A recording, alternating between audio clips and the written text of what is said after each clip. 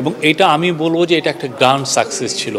ওনার যেভাবে উনি president Xi Jinping স্যারকে মিটিংয়ে নিলেন এবং এই যে পুরো মিটিংটার মধ্যে যে হৃদ্যতা ছিল সেটা সবাইকেই মানে ইট টাচড এভরিওয়ান। এতে বোঝা যায় যে তাকে প্রফেসর ইউনূসকে কি কতটা উঁচু স্তরের লিডার হিসাবে ওনারা দেখছেন এবং কতটা তার সাথে মানে বাংলাদেশের সাথে তারা কতটা ভালো সম্পর্ক করতে চান।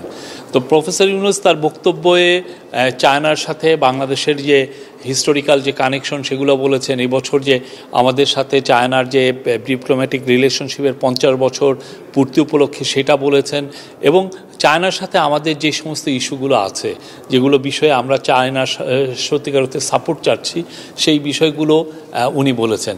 এবং সবচেয়ে ইম্পর্টেন্ট যে জিনিস যে প্রত্যেকটা বিষয়েই চাইনিজ প্রেসিডেন্ট পজিটিভ কনসিডারেশনের কথা বলেছেন এবং উনি বলেছেন যে প্রফেসর ইউনূসকে এবং তার গভর্নমেন্টকে তারা ফুল সাপোর্ট দিচ্ছেন।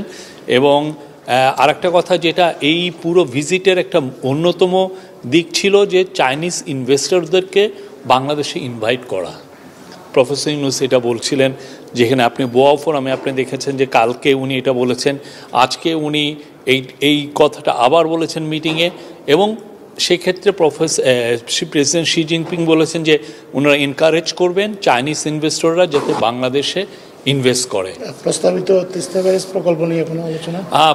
তিস্তা ব্যারেজ এটা ওয়াটার রিসোর্স ম্যানেজমেন্টের ব্যাপার কোঅপারেশনের কথা এসছে, সেখানে তিস্তার বিষয়টাও এসছে, তিস্তার এই প্রকল্পে সাহায্যের কথাটাও এসছে।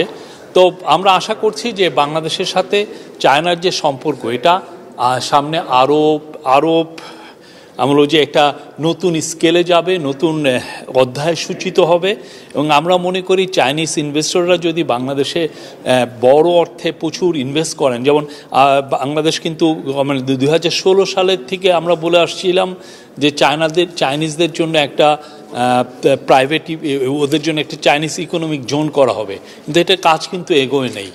কী কারণে এগোয় নেই আমরা জানি না, বাট এই আমাদের গভর্নমেন্ট আসার পরেই খুব দ্রুত চাইনিজ ইকোনমিক জোনের কাজ হচ্ছে এবং by this year end of this year এইটার দ্রুত কাজ শুরু হবে এবং সেইটার আলোকে প্রচুর ইনভেস্টররা তাদের ইনভেস্টমেন্ট শো করেছেন। কিন্তু অবভিয়াসলি চায়নার ইনভেস্টররা তাদের গভর্নমেন্টের দিকে তাকিয়ে থাকেন যে তাদের গভর্নমেন্ট কি বলেন।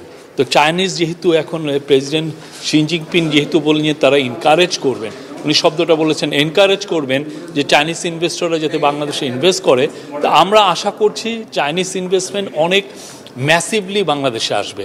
আর এইটার সাথে কিন্তু জড়িত আমাদের জব গ্রোথ, আমাদের বাংলাদেশে জব তৈরি করাটা একটা বিগ ইস্যু হয়ে দাঁড়িয়েছে এবং প্রফেসর ইউনূস চাচ্ছেন যে খুব দ্রুত প্রচুর জব তৈরি করতে।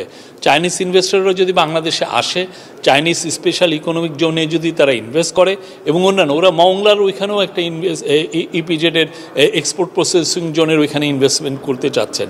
তো সব মিলে আমরা এটা আমি বলবো যে এটা খুবই একটা সাকসেসফুল একটা ট্যুর যেখানে, এবং শেষের দিকে চাইনিজ প্রেসিডেন্ট এইটাও বললেন যে উনি বাংলাদেশের আম এবং কাঁঠাল খেয়েছেন এবং উনি ওইটা প্রশংসা করলেন এবং এর ফলে আমরা যেটা দেখছি যে আগামী এই আমের যে সিজন জুন জুলাই অগাস্ট, এখান থেকে মে জুন জুলাই অগাস্ট, সেই সময় থেকে আমরা আশা করছি যে ইনভেস্টমেন্ট চায়নার এক্সপোর্টটা শুরু হয়ে যাবে, চায়নায় আমাদের আমের এক্সপোর্টটা।